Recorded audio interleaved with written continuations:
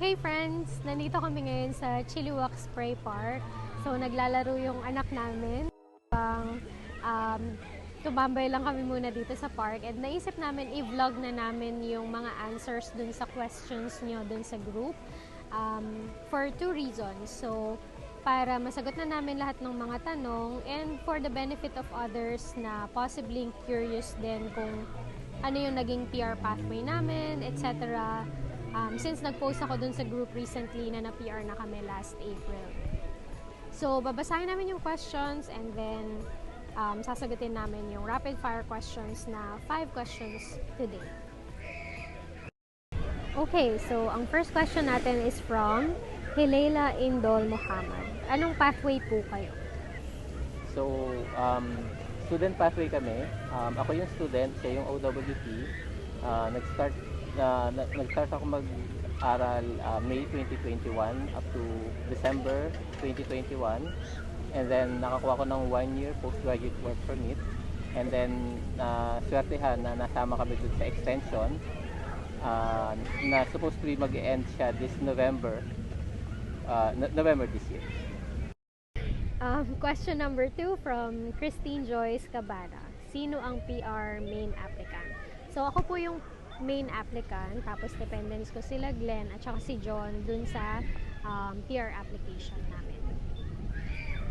Okay, so third question is from Noel Manabat Gamit. Saang province po kayo nakabase?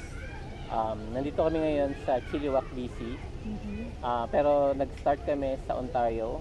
Ako nag-start ako sa Waterloo and then lumipat kami ng Mississauga since remote lang yung naging studies ko sa Conestoga College. And then, nung nakakuha kami ng extension, lumipat kami dito sa BC dahil nakita namin mahirap yung PR pathway sa Ontario. Dito kami nagsettle sa Chilliwack kasi mahal yung rent sa sa Vancouver nung nakita namin. And since pares kaming remote, pwede naman namin gawin dito na lang mag-settle. And so far it's okay. Question is from Rayleigh or Raleigh. Sorry kung hindi ko na-pronounce ng maayos. Rayleigh Hope. So, BC PNP din ba ito? So, yes, particularly BC Tech PNP. Thankfully, yung employer ko naging very supportive sila dun sa BC Tech application ko. Kasi nung nanghingi ako ng documents, alam na agad nila kung ano yung mga documents na ipoprovide. Kasi may naging experience na din sila before na nag-undergo ng BC Tech PNP. Tapos, blessing din na napaka-supportive nung employer ko kasi even yung COO, siya yung nagbigay ng personal number niya para ilagay ko dun sa BC Tech PNP application ko. Just in case kailangan ni BC PNP na i-verify yung employment ko dun sa current work ko. Yan.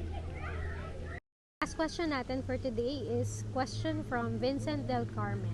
Anong work? So, medyo vague yung question na anong work. Hindi namin sure kung anong work na ginamit para sa PR pathway. So, ang gagawin na lang namin is bibigyan namin sa inyo yung pareho naming background sa work.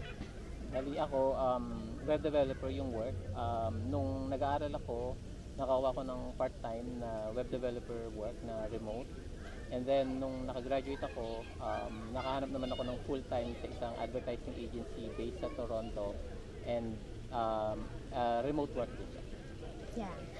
Ang OWP work experience ko naman is client success manager sa isang digital marketing agency based in Australia. So, pareho kaming remote actually bago kami nagpunta ng Canada. So, nadala ko pa din yung work na yon habang naghahanap ako ng Canadian employer. Tapos, habang nasa Ontario ako, na-hire na nila ako yung company na based dito sa BC as user support technician. So, NOC 2212. And then, ang nagamit kong experience noon is yung customer support experience ko and yung supervisory role as a trainer sa Teleperformance. So, ang work ko ngayon is senior support or senior customer support sa isang software development company.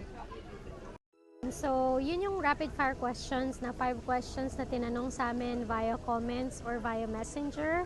Thank you din sa interest nyo sa aming permanent residency journey.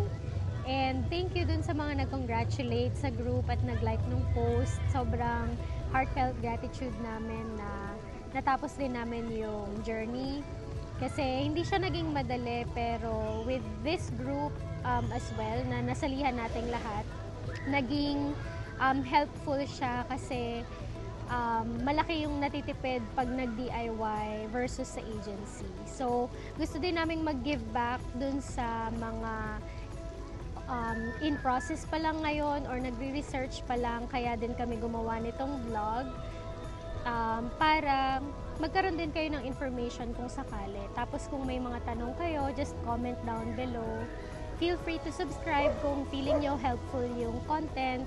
And welcome din yung mga comments and feedback kung sakali para maging better din yung vlog. Kasi gusto namin maging worthwhile yung panonood nyo. So yun, thank you again, and hopefully kayo naman yung next na makakuha ng permanent residency dito sa Canada, at pagkita-kita tayo soon, hopefully. So yun, God bless! Bye!